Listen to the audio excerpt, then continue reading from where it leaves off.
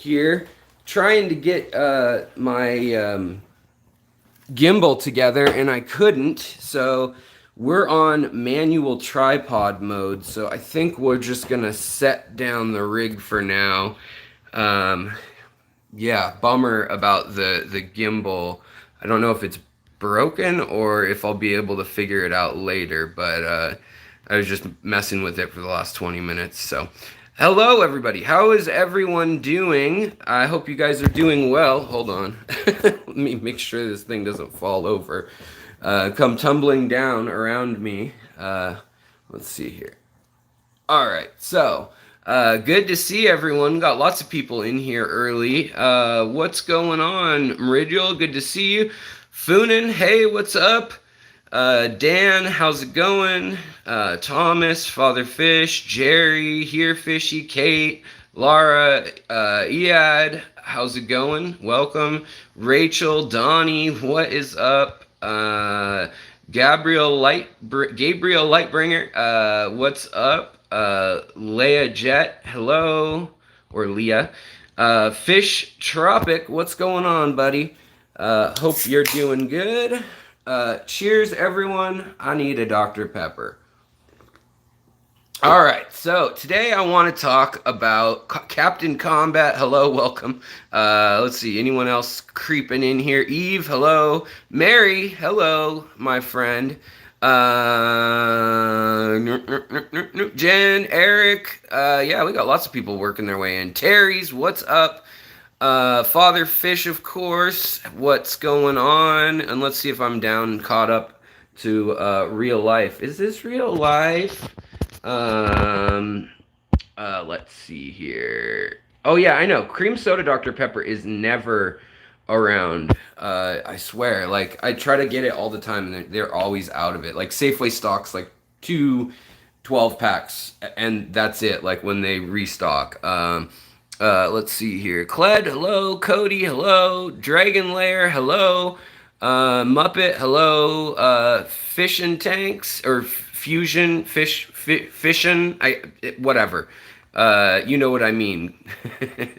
3G, hello. Danikin, what's up? All right, so I would say for hello all day if I keep at this pace. So let's just chat here. So I don't know if you all saw it, but the newest, well, not the newest video. We can talk about that too. If anybody has questions about any recent videos, we can talk about that. But I guess I'll answer the question that was asked a couple times, email, and then also I had a couple people message me privately about it, which was so 2 videos ago from Saturday, I believe, I did a video on the ancient Egyptians and their keeping Mormorids.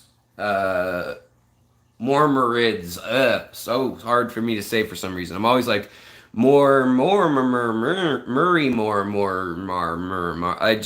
know why it makes me mumble.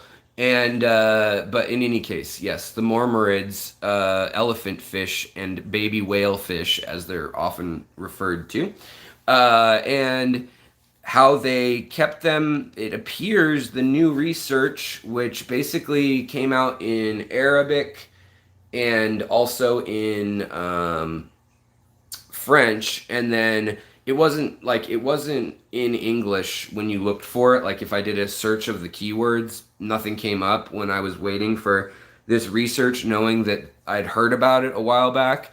But it now, if I did the search in Google Translate in French, it brought up the article, but I had to like translate and find. I read through like 3 or 4 articles before I figured out, because I don't know obscure French words. I know the main words, and some of the things stand out, like aquarium or aquatic or something will stand out, but it yeah, I'm not gonna know if it's like gauging the age, and then it's a Latin fish name that I also don't know.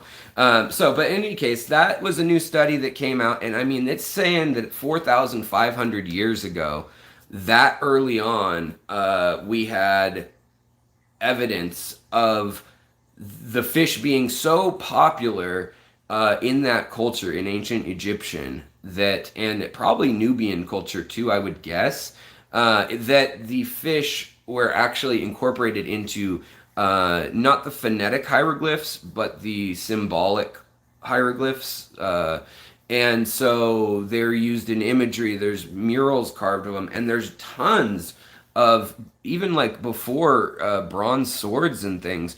There's like fertility gods. They're large busted and large hipped women, usually like kind of caricatures or cartoon figures almost, made out of bronze or stone. And the oldest statue known to mankind is actually these Venus, we call them, figures. It's a woman with very large hips and large bosom, and then it's just kind of like an hourglass, give or take, shape a bit. I guess if you had to call it that, not even that narrow in the middle. But the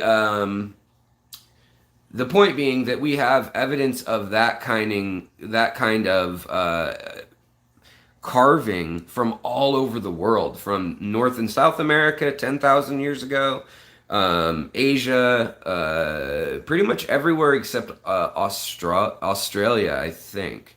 And I may be wrong, it may be present there too. But it was an interesting culture that is prehistory. So even before the ice ages, the oldest one I think is 38,000 years, and I think it was found in like Germany or Spain or somewhere in somewhere in Western or Central Europe, I believe. And they don't really know what the purpose of the figurines were, other than they're assuming maybe fertility for humans or for crops, something like that. But not long after that, some of the earliest statues are of fish. And the fish are not just fish that they eat, which is the interesting part. So, I mean, it's predictable that iconography in early Christianity, in Islam, in Judaism, there's a lot of proverbs and stories about fishermen. And, most of those cultures are based around the Mediterranean. There are stories in Hinduism about walking on fish, across water on fish, and catching fish and them splitting apart. And in ancient Egyptian, there's stories about Begred. I don't know if I'm saying that right. I think it's Begred or Begred with a trilled R, Begred. And that is a elephant nose fish god later on. You know how the Egyptian gods kind of took the form of animals. It's not exactly like they are the animal, but the animal is a totem that represents a humanoid form of the god, basically. And that changes throughout Egyptian history. So, long story short, the important thing is that we have lots of evidence of the fish being iconic, and that makes sense, right? Because fish were a very staple part of most people in the world. Something like 90% before industrialization lived within 10 miles of the coast or a river or lake, with near water. So you just had to interact with fish. Fish were a part of your life, and so it makes sense that early on, animals and fish and things were a part of the iconography, a part of creation myths or stories. Jonah and the whale. I mean, there's so many different stories you can look at about fish or things in the sea, and most of them though have to do with fish that are edible, and that makes sense. I mean, as far back as around 6,000 years ago, there was a thriving trade from Spain to Italy. I mean, the Phoenicians, and on the island of Ibiza, there was a thriving trade of garum, is what it was later called. But it's basically fish cut up, ground up, put into a barrel and fermented until it liquefies. Bones, organs, stomach. There's recipes where you just kind of gut it, other than just the digestive tract, and then you ferment it. And this was like, I'm trying to think of something to compare it to, like Pepsi or like Doritos. It was like the must-have food that rich people, poor people, everyone had access to. It was like a snack food. It was like ketchup or something. So it was a big thing, garum, and there were or garum, depending on how you say it. But there were a lot of different classes of people and different styles of it. You know, some had rare spices and things added. Others were your more standard fare, like kind of a vinegary fish sauce type thing. Yeah, David says like Worcestershire sauce or something like that, or yeah. So if I could have one snack to eat forever, what would it be? Dr. Pepper, jelly beans. No, probably bread. I like bread a lot. But so the fish business, so to speak, was big business, just to say that. So the island of Ibiza and also other parts all over around the Mediterranean. We'll talk about that first, then we'll talk about Asia a little bit. And then I'll also answer a couple other questions. But this is to set the stage of why some things are. And what I want to talk about a little later is my guesses with my archaeology and history and anthropology background, and obviously fish keeping hobby. My guesses about discoveries that I think will be made soon now that we have the ability to do DNA testing. We have the ability to find out what was that fish in that clay jar that is just bones now, whereas in the past we may not have had that ability, or you'd need a ichthyologist who knows all the fish in the region and needs to look at bones, and maybe some of the bones are gone because they threw out the head, and it's like, what are you supposed to do with fish like cartilage? So that breaks down too. So it was very hard for us to know unless a culture just straight up tells us, hey, we kept fish. And what interests me, I mean, it's interesting to me, the aquaculture sides of things, and that's what the garum industry comes in, is they built nets. In Ibiza, there is a place, and I can post an article about it, but there is a place where they basically had a bay, like a closed-in bay, and they built a seawall that went out into the water over a mile, so like almost 2 kilometers, and they then would put these giant net walls out in a crescent, and then 50 ships with I want to say it said each ship had between 12 and 30 rowers would go out into the water, and they'd get like all 50 ships, and they'd take poles and they'd splash the water and they'd chum the water with bait fish and things, and they would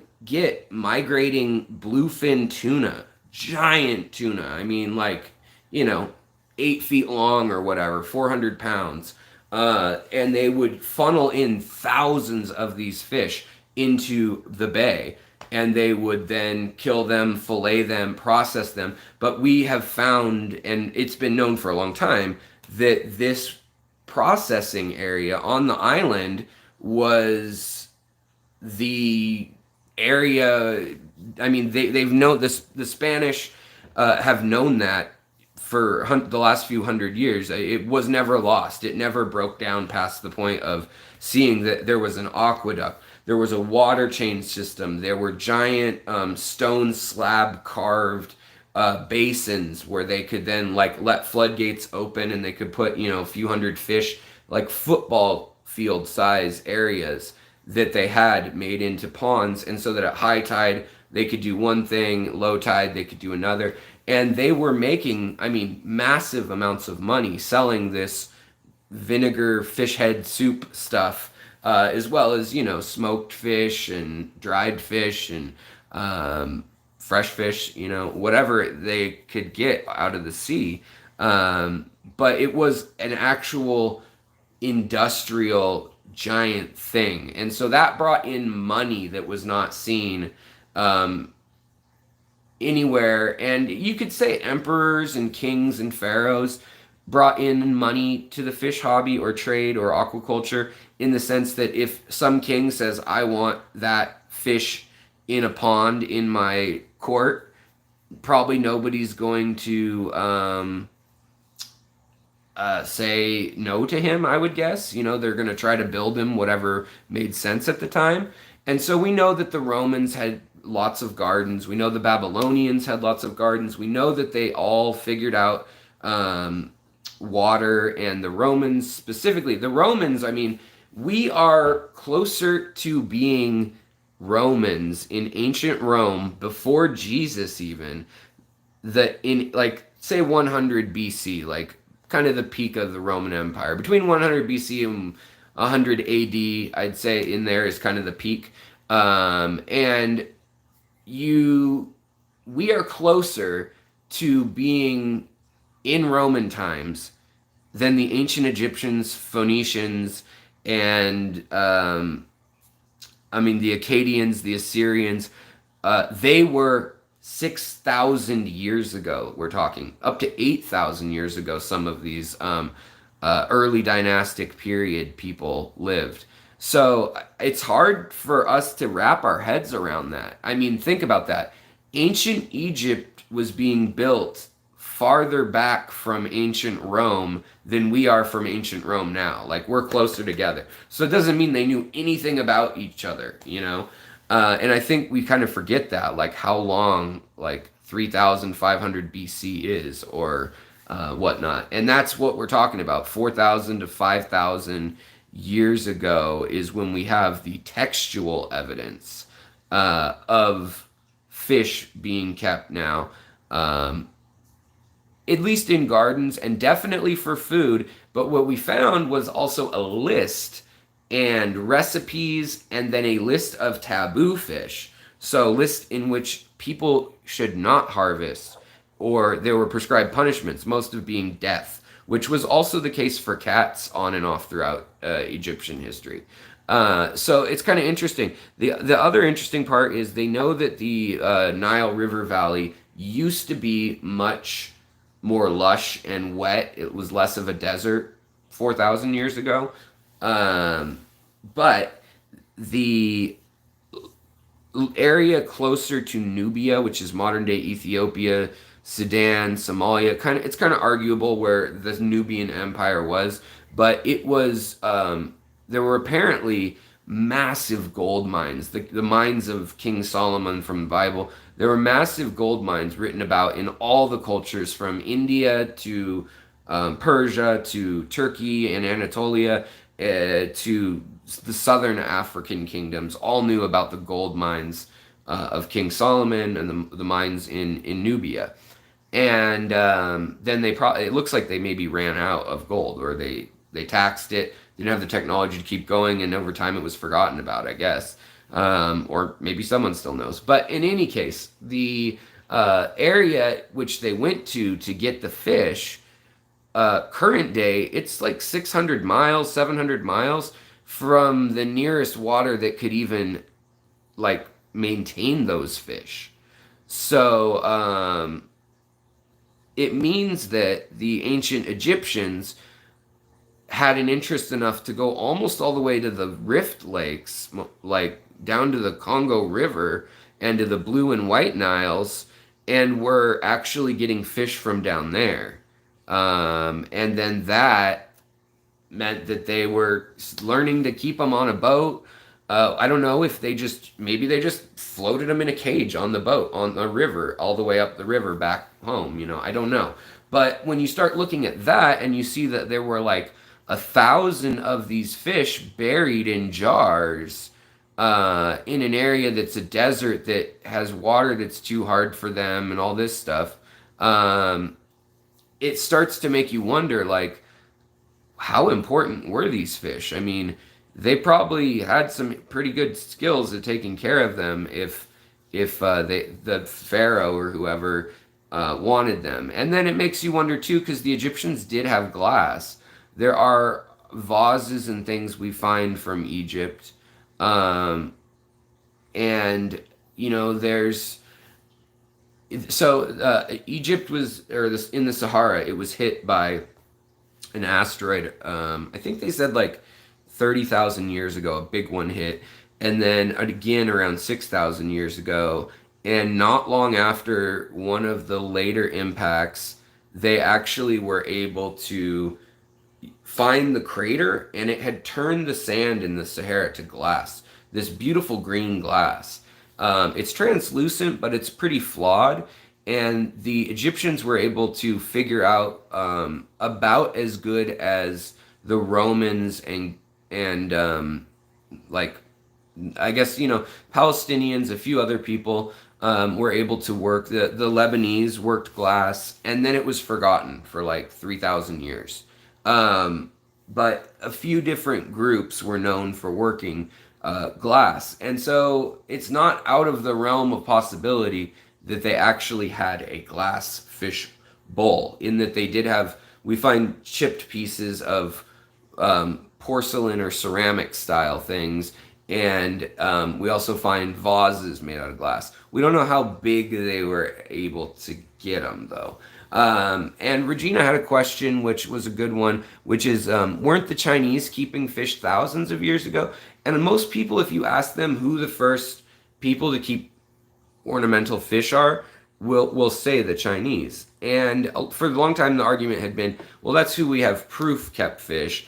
And the Romans knew how to keep fish in ponds, but it was really more, I don't know, more for food, or more for a garden outside, and that's a pond outside, and that's not really husbandry of fish. That's like the difference between agriculture and horticulture, like helping nature versus controlling it totally, domestication. And the Chinese kept good records, really good records. And we know that they also were eating catfish and carp as a big food source, and they were eating seafood off the coast. So were the Japanese, so were the Koreans, part of Vietnam, Cambodia in Angkor Wat, and also parts of Laos, parts of modern day Burma, in the temple district today. And obviously Angkor Wat is a temple. It's not that old, though. A lot of people think it's older than it is. It's like 1,000 to 700 years old. And they had a mastery of water. I mean, they had the biggest pond or man-made pool. It was like a perfect rectangle, like several of them. And it was, I don't know, 70 times bigger than Olympic pool. It was ginormous. And they were able to use that to control flooding and also be kind of irrigation runoff. But then they built all these temples and palaces, and then the jungle just grew in over it, and they kind of just mysteriously disappeared. But I'm kind of wandering all over. Just there's so many things to talk about. But basically, the point being is there's cultures that have had mastery over water, aqueducts, things like that. But trying to take care of a domesticated fish selected for traits we like for not eating reasons, that really requires generally an upper class, like an elite.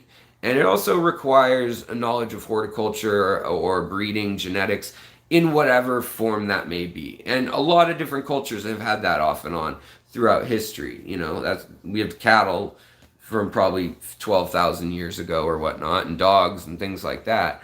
But the dog's probably 30,000 years old. I don't know. But I'm going to guess that we will find out that fish were kept as long as dogs. There, I'm putting down my bet now. That's kind of what I want to talk about today. The Chinese, arguably, they kept fish 2,000 years ago. Fish Trop, yeah, Gobekli Tepe, and several other sites in Anatolia and eastern central Turkey are incredible. I mean, they're 14,000-year-old cities built into basically rocks these giant crazy rock things. Um, Eric, I do have that qualification, but thank you. It's kind of you to say. I haven't done that professionally or anything. But I went to school for history, anthropology, and archaeology. I mean, archaeology, you have to do anthropology to get to archaeology. But Mr. Gromby, what's up? So going back, so the Chinese, they kept carp, catfish, things like that, and that's in their written record. The cool thing about the Chinese is they have a very, very, very detailed written record. No one came in other than other Chinese groups. And I mean, so technically you could say that there's the Han Chinese that now run all over China pretty much today, with some exceptions like Eastern China has a Muslim population, and there's like the Hmong people, and there's Mongolia. But before, the Han Chinese was one tribal group or dynasty, one ethnic group, a lighter skinned, taller Chinese group that brought together all of kind of what we think of today as modern day China. But there was the Song dynasty, the Jin or Qin. So I mean, there's several dynasties that have spanned, each one hundreds of years. So what's really cool about that, though, since it's all kind of what we would consider Chinese still. So that is, we haven't lost parts of the Chinese emperor to anyone except the Mongolians, and they kind of incorporated themselves into the empire anyways. So what that did is it allowed the writing to never get sacked or burned. The lighthouse and library and the forum and the theater, all in the city of Alexandria, got burned down and also destroyed by an earthquake. In Greece, a library, one of the big libraries, got destroyed early. Dogs, I would guess maybe before fish too. Although I just think that there is more, how do I put this?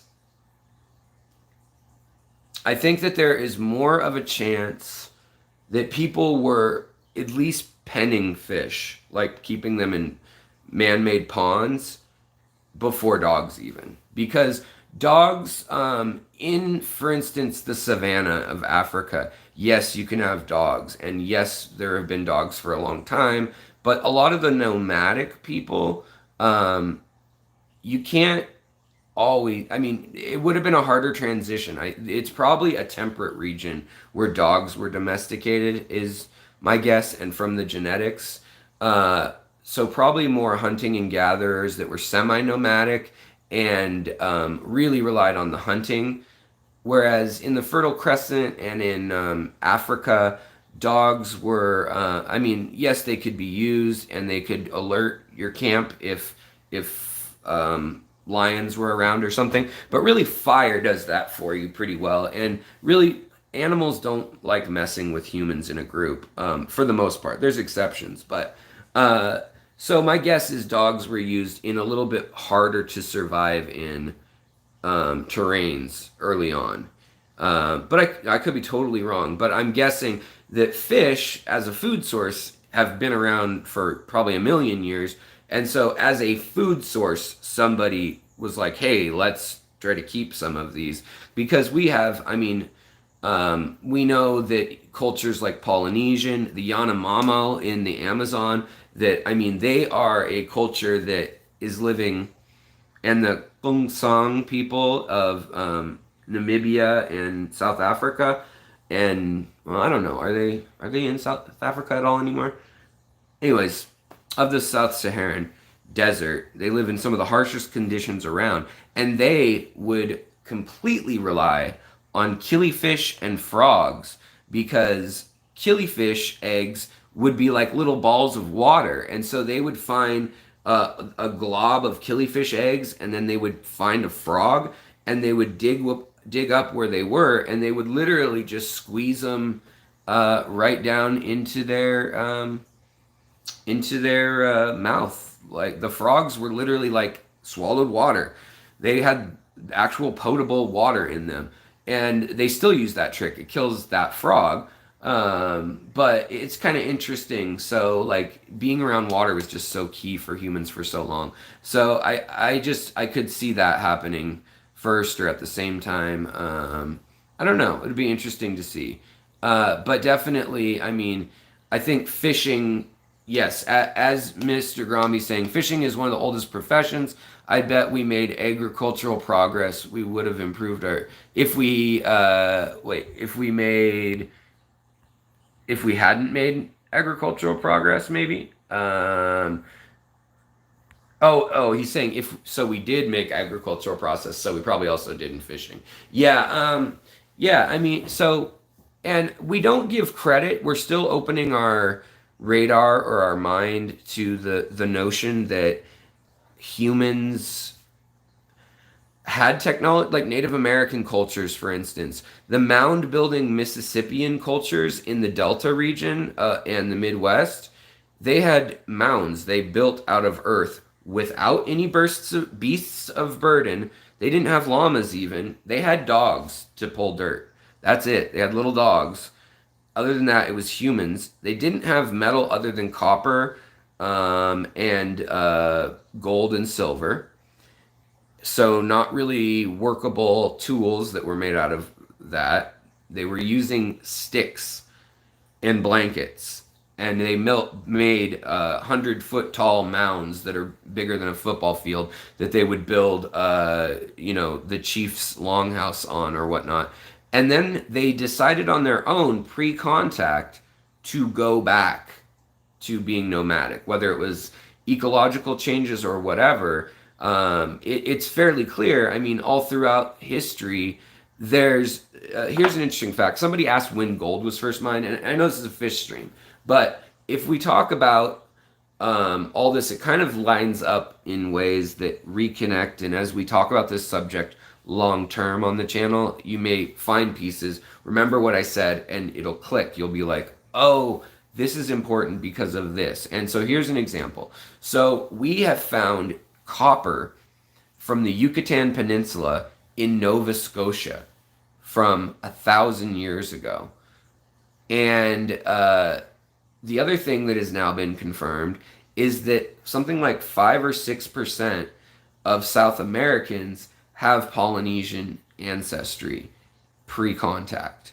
So that's really huge news. Some of these tribes that they got DNA samples from in Peru, in the Amazon, had Polynesian or could be Japanese from way back DNA in their ancestry, which means either a ship wrecked sometime thousands of years ago on the coast or intentionally came over.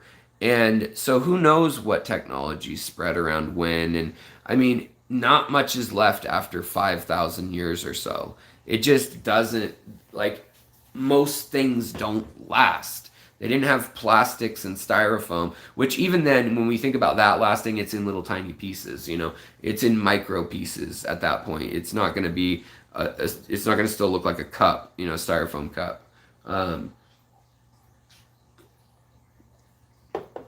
But the mound building culture, the Mississippian culture, mound people, they had trade routes with jade and obsidian.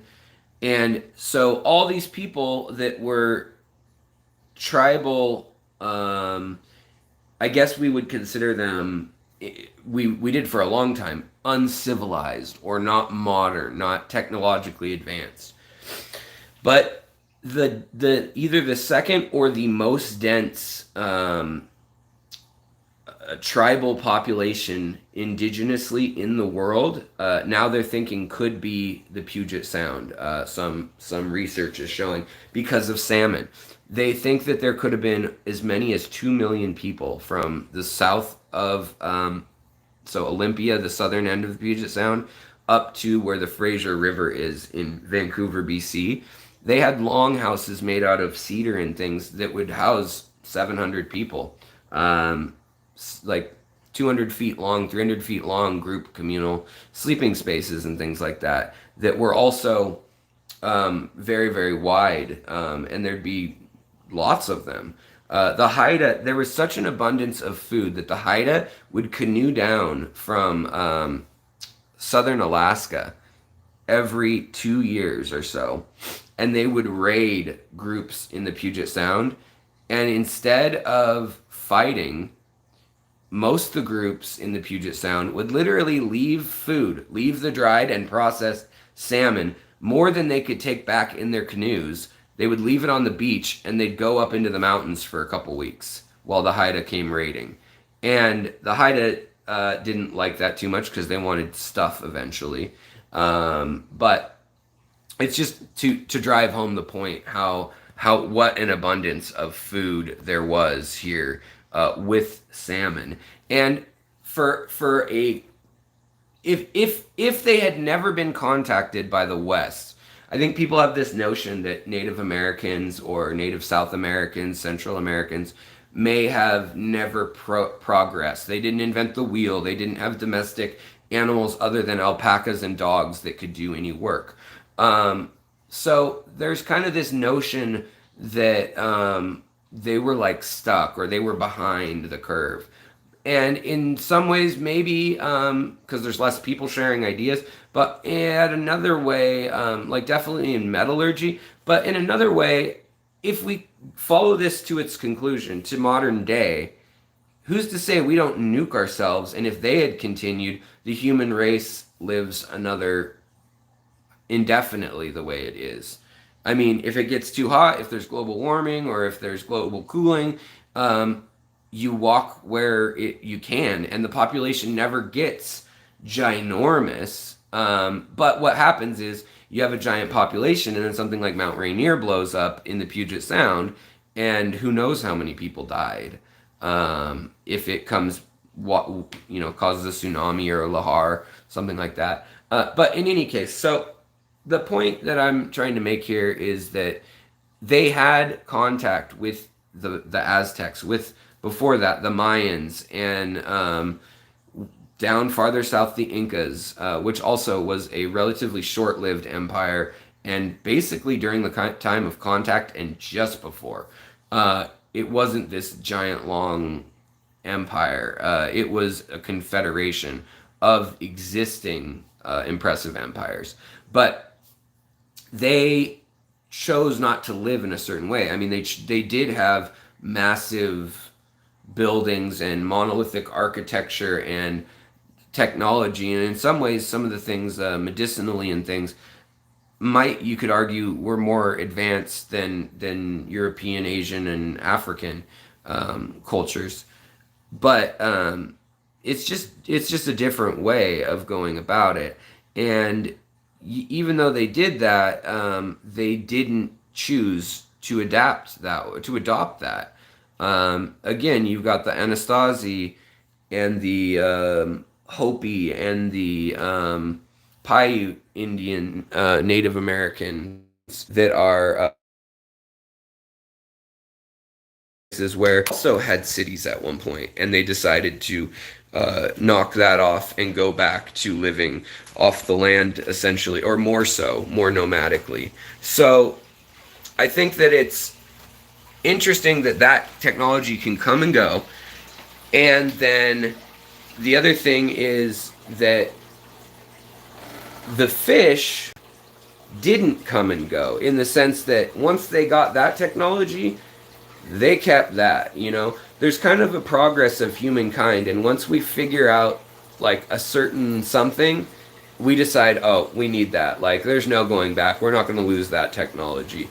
Whether it's wheels, whether that's domesticating animals, whether that's metallurgy, like, once there's something that is just so good that you gotta have it, it's so good you gotta have it. And so I think that, we'll learn more about that. It's just, like I said, if you didn't have a written language, which, make no mistake, Central American people had a written language. The Spaniards came and they burned their entire library, and then they sought down every book and traded either gunpowder, guns, horses, anything they could get their hands on for every book and religious scroll. They paid the enemies.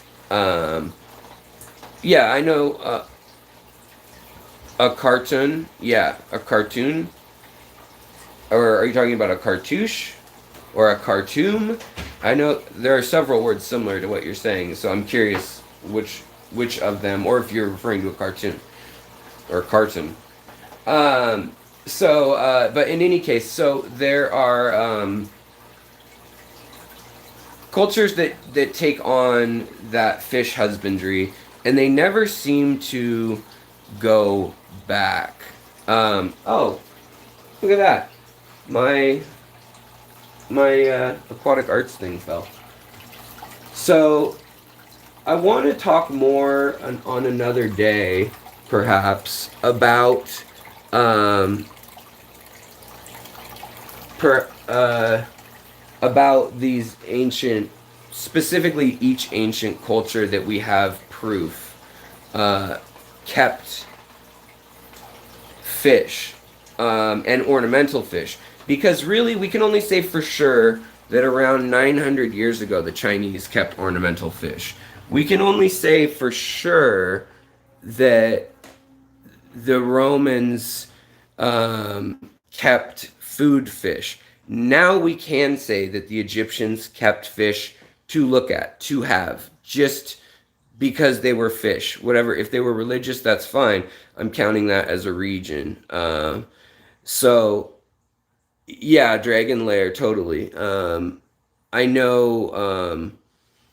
I know the idea definitely that yeah, there could have been civilizations or periods where humans were more advanced. There's likely a period around 30,000 years ago or 40,000 years ago, right at the time when Neanderthals died out. Now they're kind of thinking there may have been a period there where there was some settling down and some farming, or at least the start of some agriculture.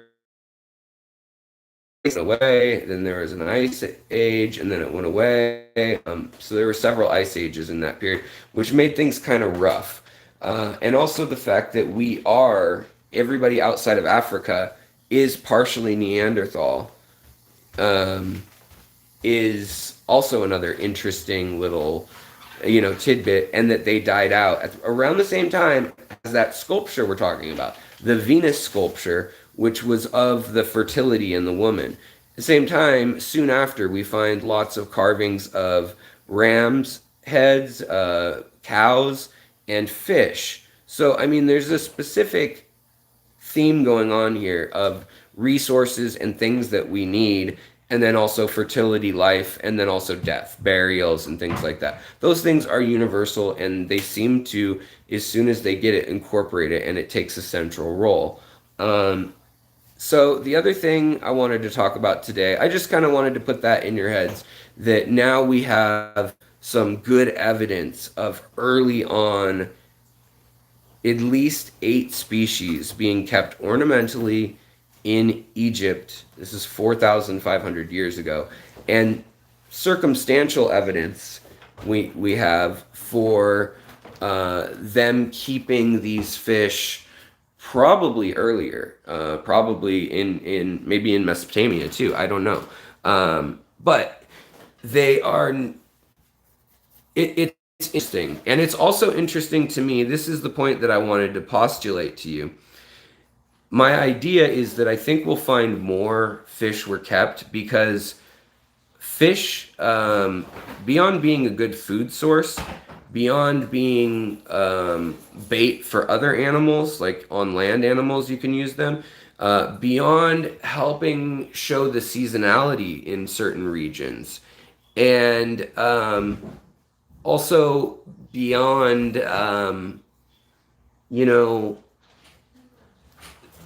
the idea of religion and fertility, which is important, obviously. Fish that were held in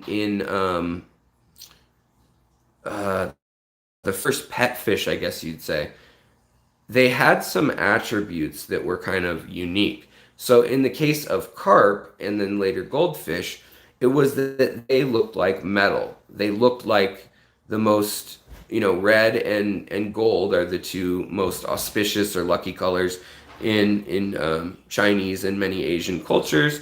And gold in every culture seems like is an important metal.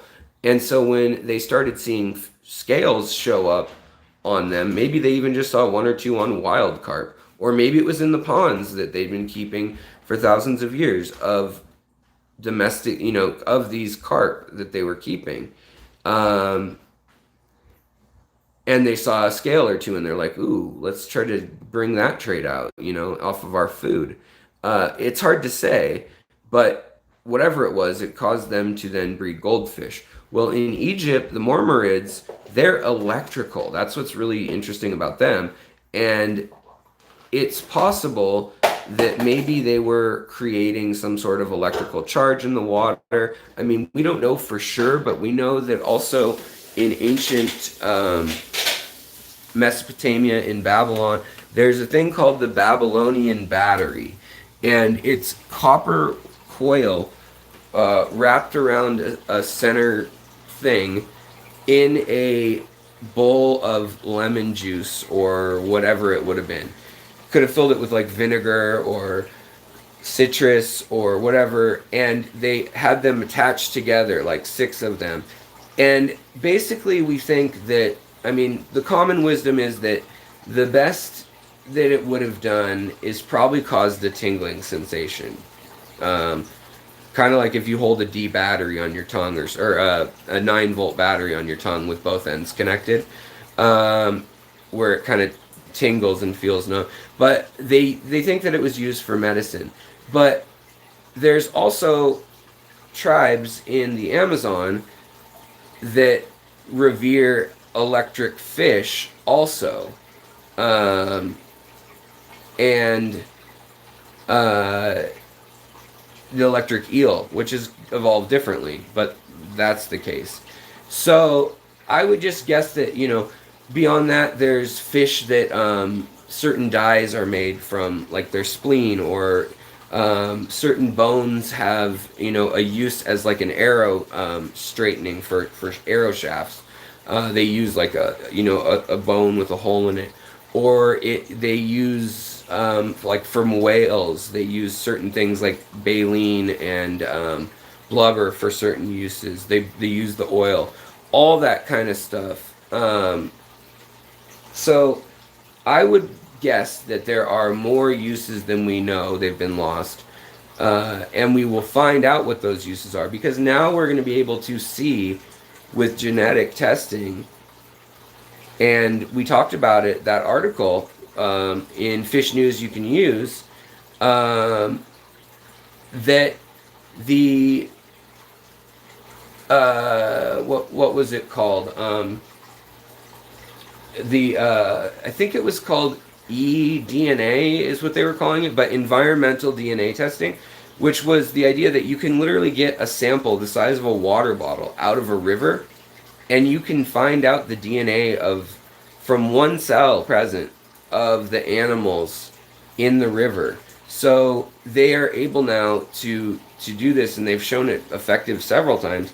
Literally check for species in a lake just by dipping a cup of water in, taking it to the lab, and testing every bit of the water.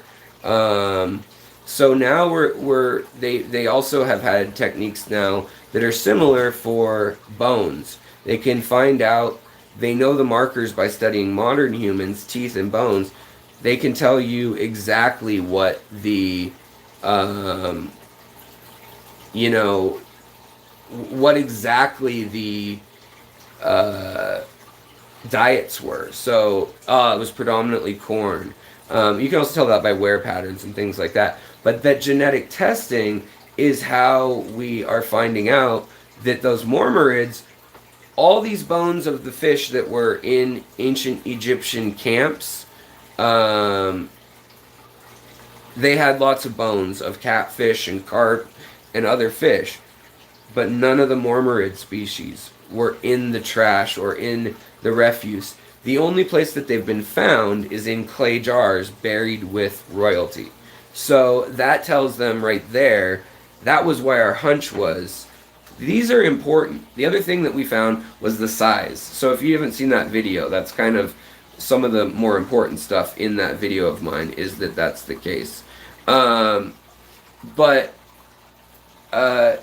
yeah, and you know, I know that there's a lot of archaeology out there that's kind of on the edge, but on this channel, I'm gonna try to stick with stuff that's widely accepted. In the sense that I see mention of ancient batteries beyond like the Babylonian kind, or technology or crystals or you know anything like that. Anything that's been on Ancient Aliens basically is not going to be on my channel.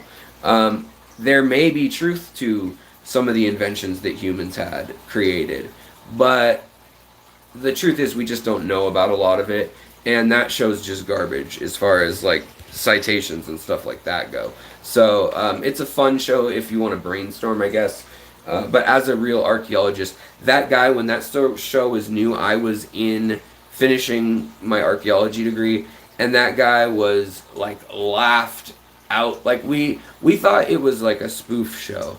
The main guy, they always I'm forgetting his name off the top of my head. I'm always bad with human names. But in any case, he had been stripped of his accreditation. The paper he had published for his degree, for his master's, was a piece of crap with a bunch of holes in it, shot to hell by other scholars. So I don't know why they talked to him. Like they do get good scholars on there from time to time. Well, they did early on, and they'll be like, well, in theory, it's possible that there could have been a technology far more advanced than anything we know. And then they just like cut the scene, and then the next guy would be, and that technology was blah blah blah from TV from Aliens. So like I'm not gonna go there, but it is. Let's see. Patrick says, Alex, look up the Valdivia cultures of South America. 3500 BC to 1500. Human figures, big hair, afros, pyramids, 5 times larger than the ones overseas. Is that larger by mass? Because I know by height, well, arguably, the Yucatan Peninsula and Giza is going to be the biggest one by height, but by mass I could see that because they did the step pyramid thing. And there's also plazas and temple mounts and things like that. But I mean, like the Nazca people were really fascinating too in South America. They did a lot of big. They did all the pictures you can see from planes of there's of animals, mostly animals. But there is a lost culture in the Amazon it's gone by lots of names, but they know for a fact that most of the Amazon along the main river, the density of plants is way above that in most areas where there were let's say concentrations of indigenous people. I don't know how to state this without like going into a long process, but so take it with a grain of salt the way I'm saying it, because there's a lot of buts and stuff. But essentially, the soil is a very bad quality in the Amazon rainforest, and it relies upon all the phosphates it has coming from African dust storms. And they get whipped up during hurricane season, and they come over, and then it falls as dust in rain, because rain needs nucleation points, so it needs dust in the atmosphere to forms onto it, and then falls to the earth. And of course, it's a rainforest. There's a lot of rain, so a lot of phosphates end up falling in that time. And it's tons and tons. There's more moisture in the sky above you in the Amazon than there is on the water in the rivers in the Amazon. The air and the clouds hold more moisture. than the land. So I just think that's interesting. But the density of people shows us that there was a culture in the Amazon that highly manipulated plants horticulturally, gourds, squash, plantains, bananas, things like that, corn. Those things were in a density, like edible foods and medicinal foods were planted in a density not seen in the rest of the rainforest, in regions where people lived or where we've found very old temples and stone architecture. So just now with Lidar and some other imaging techniques are we being able to find that details of that. But with that, you get a lot of fringe theories making it to the news because they're sensational, But to me, it's shocking and amazing enough to be learning that there was a group of people that understood crop rotation and the control of a alluvial floodplain river system and the genetics of domesticating plants and horticulture. So all that definitely indicates a very advanced civilization, even if it remained tribal. But it's probably something along the lines of the Inca or the Aztecs, the Mayans, where you had surrounding areas that were semi-agricultural or agricultural, and then you had some that were nomadic, and they kind of paid tribute to somebody who was in power, who kind of hoarded the wealth and was stationary. But I don't know. That's just a guess. That part. But yeah, so let's wrap that convo up right now. But I just kind of wanted to kind of retouch on some of the thoughts about ancient fish keeping and how I think we're gonna maybe come up with more than we had expected. Also, let me know in the comments if you guys like this new time, especially if you made it this far in. Let me know if you like the new time. And also, I'll throw up maybe some sources or some interesting papers. I don't have them handy. This is just stuff I read in my free time and wasn't necessarily going to use for the channel. The ancient cultural stuff that's not fish related. For a member of the channel, in the community tab on the page, you can join for $1.99. That's where I generally post anything extra, sources and cited work and stuff. And you can scroll back through other videos I've done. And if I end up making a timeline for a video, it'll be there, and usually the sources along with it. What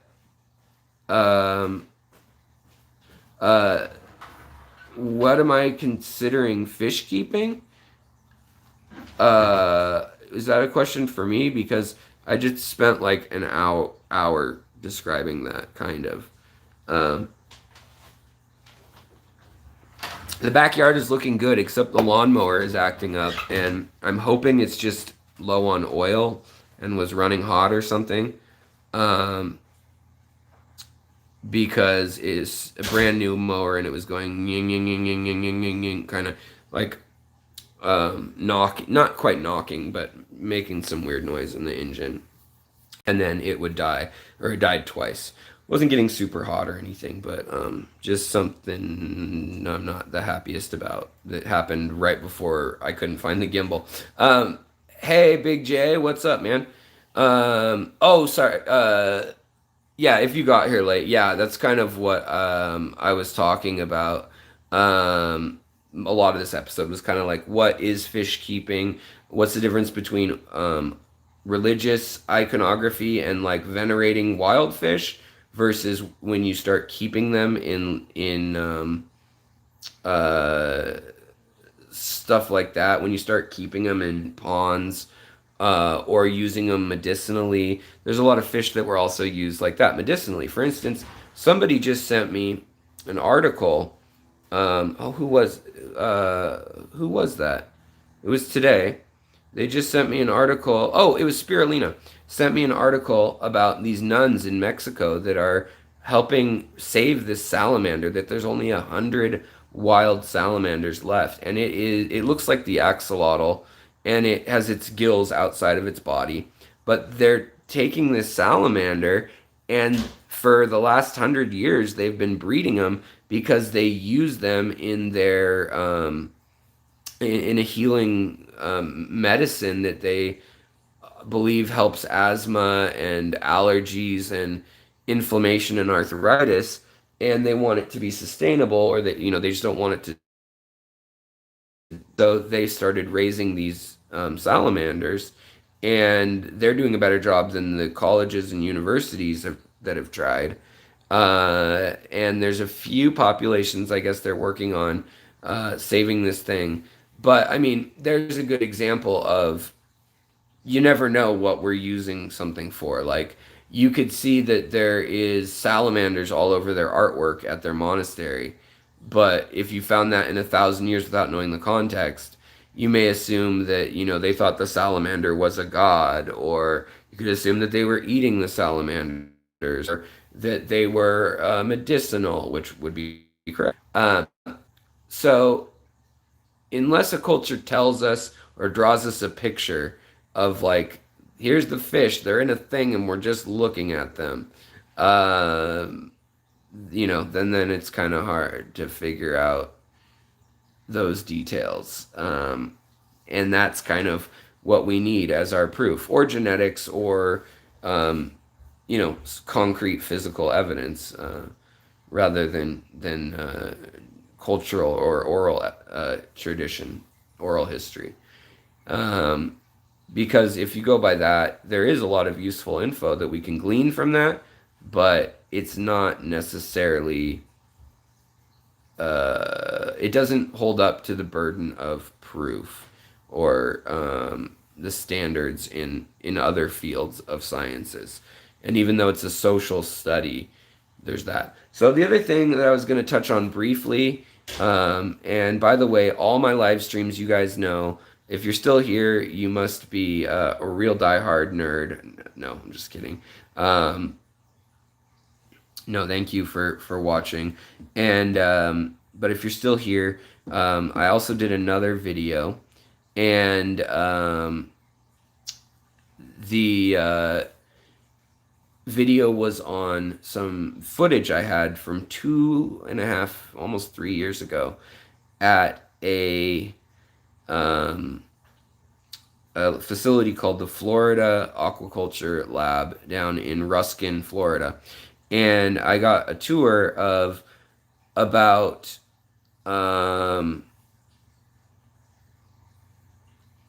6 species that they had bred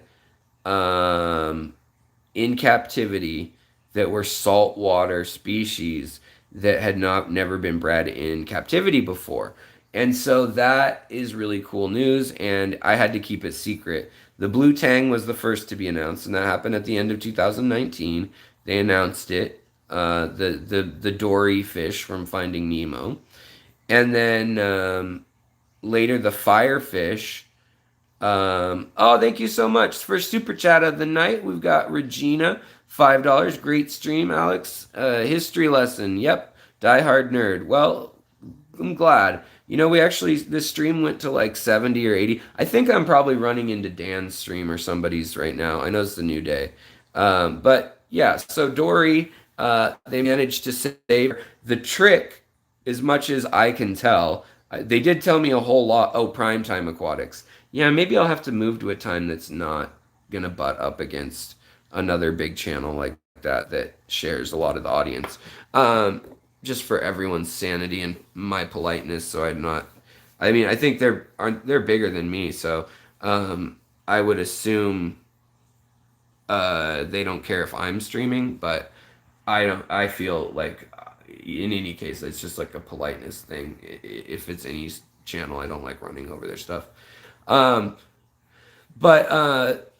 yeah, so that went and looked at that, but I had to promise to not show the footage to anyone and not tell anybody. I couldn't even tell anyone until at least Dory, the Pacific blue tang, was announced to have survived 3 generations. So the wild generation, first captive, and then F2. So the second captive generation. And once they'd done that, they were able to announce that they'd done it or whatever. But they were being funded by a lobbyist group that supports the 100 to 200 farmers. Oh, Primetime and Dan stream?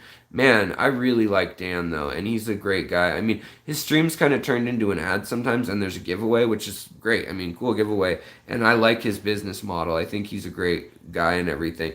But they're just different style streams too. So I feel like they split the audience, and I'd rather not do that. So I don't know. We'll work on a time. Maybe Wednesday won't. Maybe it'll be Wednesday, but maybe earlier. Or maybe we'll do a late night. I don't know. I'll have to look at it. And I swear, every time I move something around, someone else moves something too. Or it's just whatever. Yeah. So there's just a lot of there's a lot of YouTubers now. Yeah, people. I get it. Yeah, people will watch what they want, and people who really want to watch me, great, you guys are here. But I can say that on Tuesdays it was usually 200 people or 150 people, and right now we got 59, which I am very grateful for all of you folks. But I like to be there for anybody who wants to watch, because it's kind of like before DVR or VCR or whatever, and when the Simpsons would be on, and there'd be like a football game on or something, and you'd be like flipping between channels or whatever.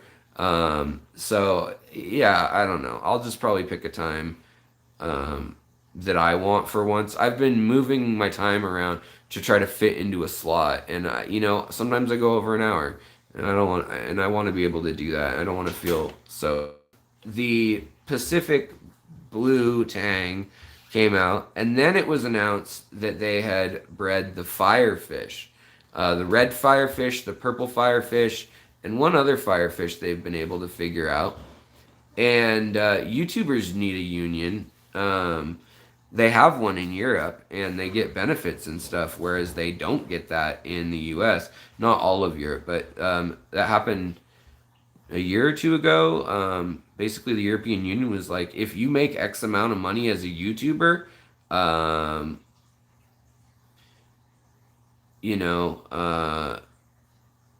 you have to get X amount of benefits, retirement, health benefits, etc. Because right now they don't, and YouTube doesn't have to tell you how much they're taking cut out of your ad revenue or any of that stuff. It's all behind closed doors. We don't know as creators, and I don't have anyone I can call and talk to at YouTube. You don't get one of those until you hit 100,000, and it's still an outsourced gig to some other subcontractor until you hit a million subscribers. Then you can get a hold of a real YouTube person. It's just silly.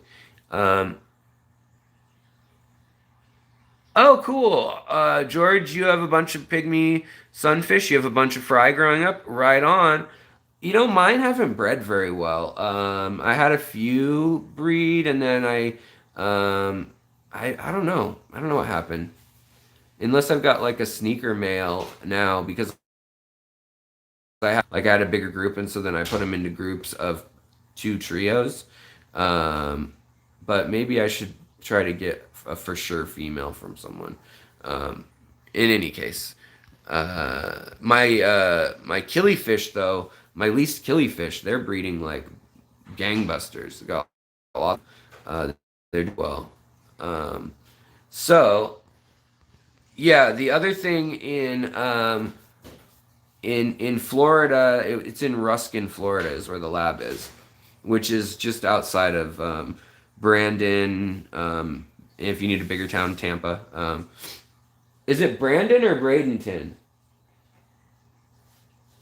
Honey? Oh, I'm not sure. In Florida. There's both places. They're both right outside of Tampa? Yeah. Oh. Okay, well, near Brandon and Bradenton, according to my wife. Um, but it's in a town called Ruskin. It's also where Seagrest is, Seagrest Farms. They grow good tomatoes there. Apparently they grow good tomatoes there. Yes, Ken, I did get your email. What happened is I haven't gotten an email from Aquatic Arts with the codes yet. So if you guys are watching, hey Ashley, people, we got one code, or we got some of the giveaway codes out, but not all of them. I think she knows though. I think they're just busy, but yeah, I'll definitely hit you as soon as I get the code emailed to me, Ken. But Allison got his, and a couple other people from the past that I owed him for also got theirs. So I sent out 3 of the 5 I was sending out, from the 20K sub and from also just being a good person challenge, basically. Where I live, yeah. It's hard to find, but we have it. Like, it's some corner stores have it, but like big stores generally don't have much of it. But yeah, there's just a lot of yeah, there are a lot of tropical fish in Florida, that's for sure. There's a lot of invasives, and then there are a lot of interesting native fish in Florida too, especially saltwater. But the Florida Aquaculture Lab, I still have a few hours of footage that no one's ever seen, and I don't know if they ever will, because some of it may get shelved, because the lobbying group that works for the fish farms, they pay for the research sometimes. So it could be subsidized by Petco and farmers, because they both have an interest in learning how to breed something new. Mellow Yellow we do not still have here as far as the soda goes. IBC cream soda we do have. That's good, yeah. Um, so sorry guys, I'm getting sidetracked by your comments, you rapscallions. Wrapped scallions? So bacon rapscallion, filet mignon. But yeah, so the fish, the big secret there with the blue tang that's not in the articles so much is that they were fed plankton, and it was phytoplankton, and the phytoplankton and algae needed to be very, very specific. My tripod's tilted down. And once the zooplankton ate that phytoplankton, then the fish survived. So there was something about getting its nutrients in its diet, getting its veggies in the form of predator, being a predator and eating plankton, rather than, they wouldn't just eat the algae itself, but they needed that algae and the nutrients from it in their diet to grow. And it, like, all day they needed it. So it needs to be floating in the water with them all the time. And so that ended up being kind of the trick, was other than water parameters and keeping the water uber clean and all that stuff, was, yeah, you kind of had to hide it like a vitamin in a doggy treat for the fish. So kind of interesting the way that worked. I mean, they think that the microbiome of fish can also be playing a role. You know, that there's factors that we haven't even considered, I'm sure. You know, I'm going to make something up that sounds preposterous. Like, maybe it has to do with there's too much ambient light. They need like a certain amount of darkness for their internal. Or maybe there's too much Wi-Fi signal, and they use geomagnetic something or other, or like, you know, like electric, like the Mormorids that use electric, and they use electromagnetic fields on to sense how to get around the river when it's mucky. Yeah, so now they're working on, or they've figured out firefish, a few kinds. Those they work with when they're larval, and there's a trick when they're larvae to get them to survive the first few days. And I can't talk about it. If they choose to, they can. I don't know if they will. And then beyond that, there is uh, oh, the gar. That's the other one I can tell you guys about. So they're working on the platinum gar. They have the only breeding pair right now, or they did at the time. I don't know what's the story now, 3 years later. But they had the only true platinum Florida gar and then alligator gars, both kinds. They also had some interesting the sturtle fish or whatever, and some combos. They had some really interesting fish that were hybrids that were found in rivers in Florida and that had been brought to the universities for research. So they had like a red-tailed catfish mixed with like a shovel nose, and they had like a giraffe cat mixed with a jaguar catfish, and like all sorts of, I don't know, I can't even tell you all this stuff because some of it is like they're like just finding out that these things can cross, and they're gonna try to make something out of it, you know? Or it's just a 1 in a million shot that it worked out in some cases. T-Bone, thank you so much. I appreciate it, my friend. Thank you for the super sticker. Sorry, I'm making everyone dizzy. Let's see here. So, all right, well, take it easy, Dan. You take care of yourself.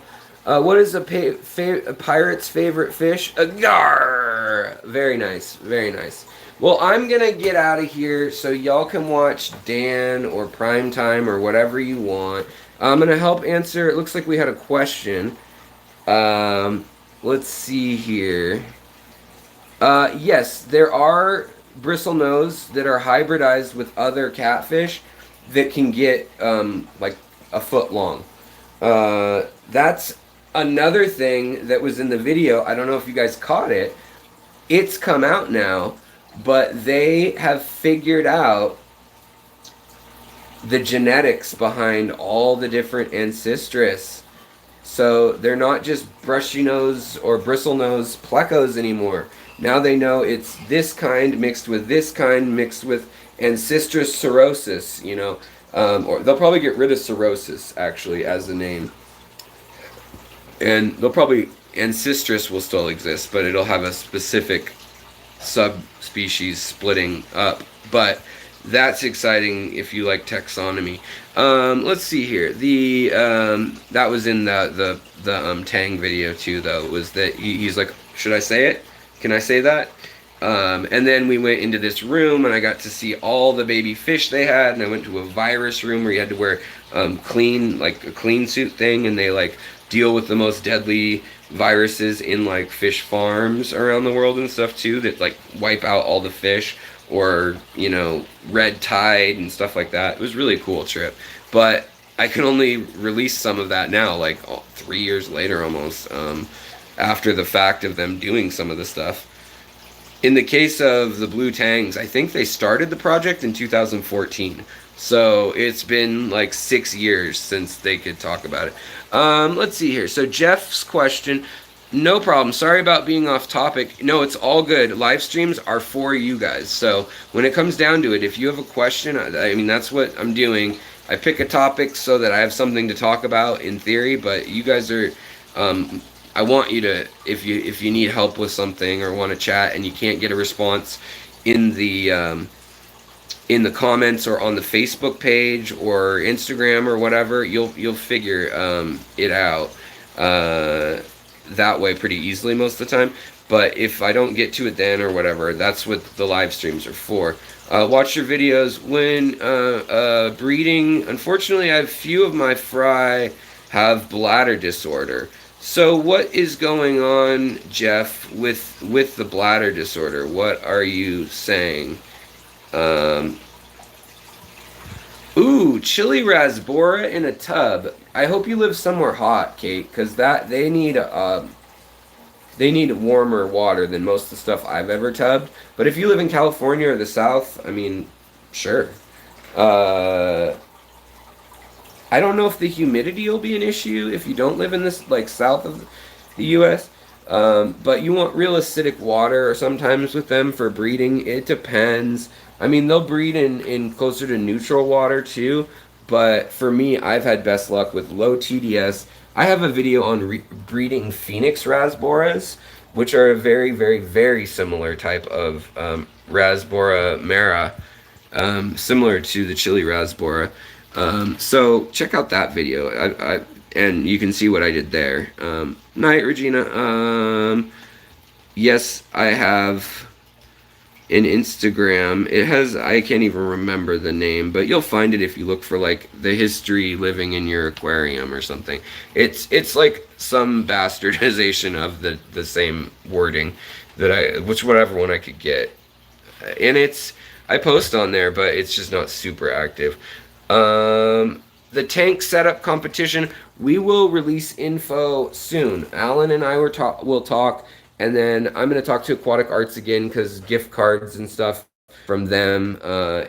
And they also want me to let you guys know that on their social media, they're going to start doing a tank of the month with a giveaway type thing, where you submit pictures, just not aquascaping, but just like you have a cool fish, you have a nice looking tank that day, whatever it is, that's what it's for.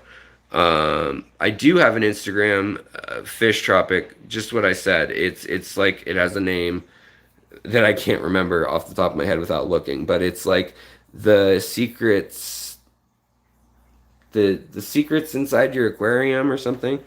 If you find mine for Alexander Williamson with my art one, probably find the Alexander art one is more popular. But in any case, yeah, Alyssa, the Ancestors Project, it's through the Florida Aqua Lab, and he mentioned it. The director of public relations and stuff mentions it in the video I posted that saying that I wasn't allowed to, like, I had to keep it secret for 2 years. He mentions it in that video that they are sorting it, and then I show a tank full of a bunch of different catfish. And then if you go back 2 years ago on the channel, there's also some videos. I may re-release or re-edit a few of them even, because time's passed and I feel like I could have edited them differently and put different info together. Now that I don't have to omit like the middle of a tour, I could kind of put in some stuff where it's just stuff like, we'd be looking at the gar and he'd be like, oh, you know how I showed you in the Pacific Blue Tang room that there's a that there's guppies in there, and I'd be like, like I'd have to cut the whole scene, and because then you can't just end it mid-sentence. So yeah, there's a lot of footage that didn't make sense because of the secrets I had to keep, and he wasn't giving the tour thinking like about film editing, and nor was I really either. Jeff, what was the details on your question though? Oh, here we go. My Instagram is Aquarium Secret History. There we go. Your Aquarium Secret History. That's my Instagram. Okay.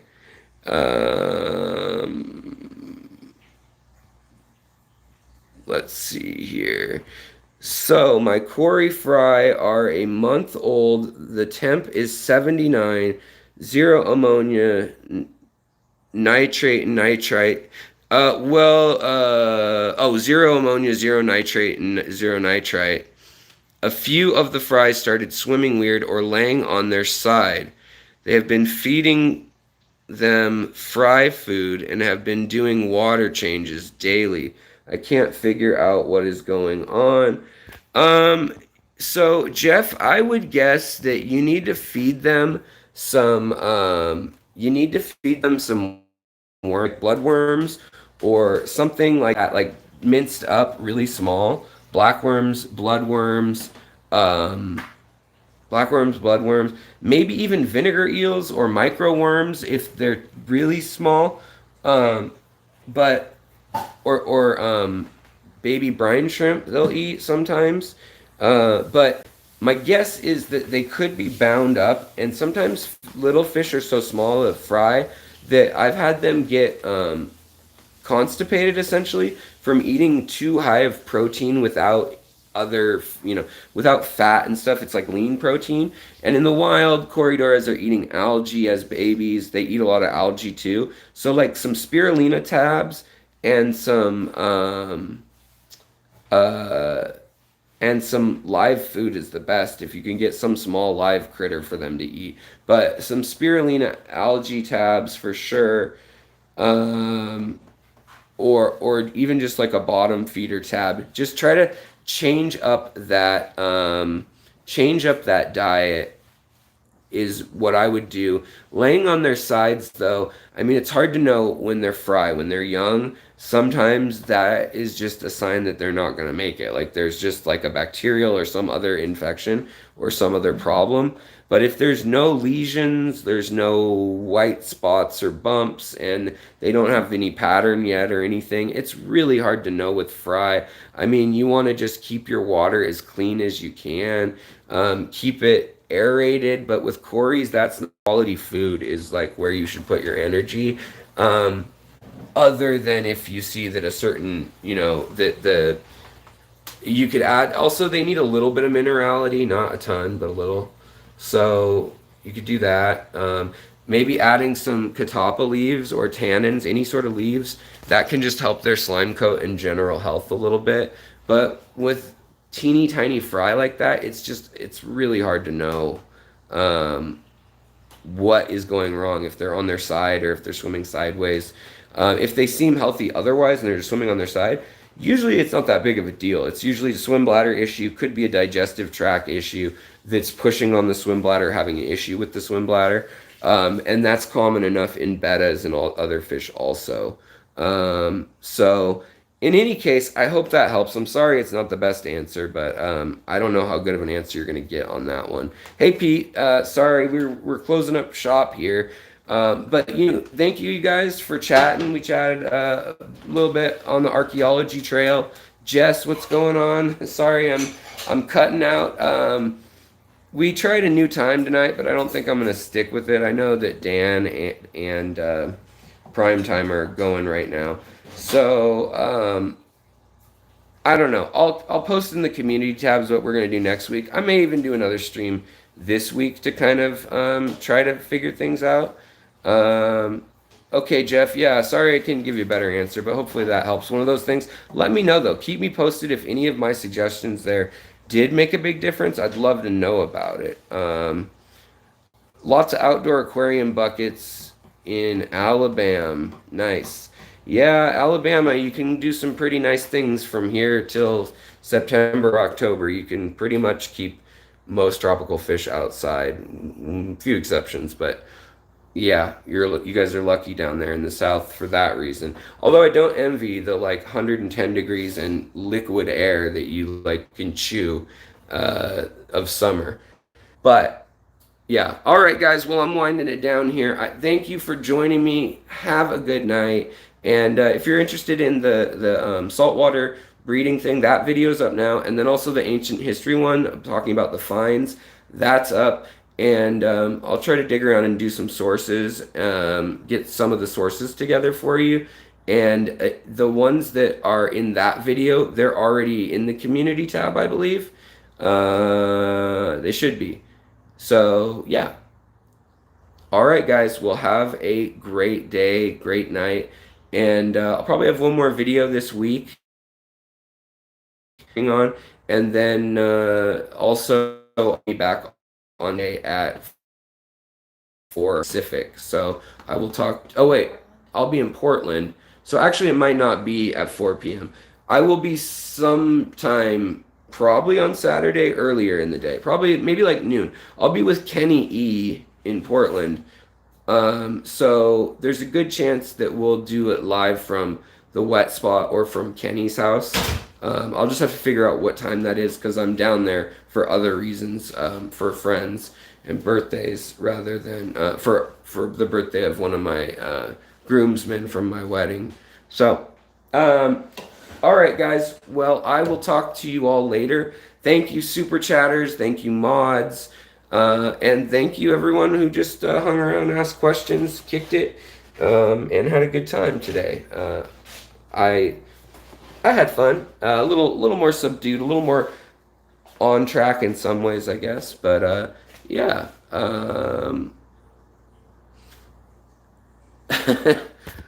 Yeah. All right. Well, I will see you guys later. Rachel, you have a good night too. Let's see here. Okay, yeah, I thought I missed a question. My chat literally jumped back to the beginning, so I was confused. Regina, you were sweet. Thank you. All right, guys, have a good one. Take care. And if you have questions or comments, we can always chat in the comments. Anyway, I'm pretty good. I try. I try to answer questions. I feel like I get to a lot of them. If you comment on a newer video, even if it's about unrelated stuff, I try to get to it. Last thing, I'm not even gonna. But if you like history, archaeology, anthropology, science, technology, that kind of stuff, and fish, I mean, all of that is on Audible. And I have a link to Audible. If you do the free link and do the free trial, I get $3. And if you sign up for good, I get $6. So no pressure to do anything either way. But if you want to give me $3 and not spend any money yourself, try it out for a month, see if you like it, get 2 free books, and use it in between now and 30 days from now, and then just cancel it, and you give me $3 and you gotta listen to 2 books. And I have some suggestions of books about history and fish, and I mean, Guns, Germs, and Steel is a great one. I do live streams every Tuesday, and Saturday was my old schedule. We just switched to Wednesday and Saturday. I think it's going to be Wednesday and Saturday. I just have to figure out the times now. We're shifting it around, so figure it out. It'll be in the community tab. All right, you guys, take care and have a great night. Bye-bye.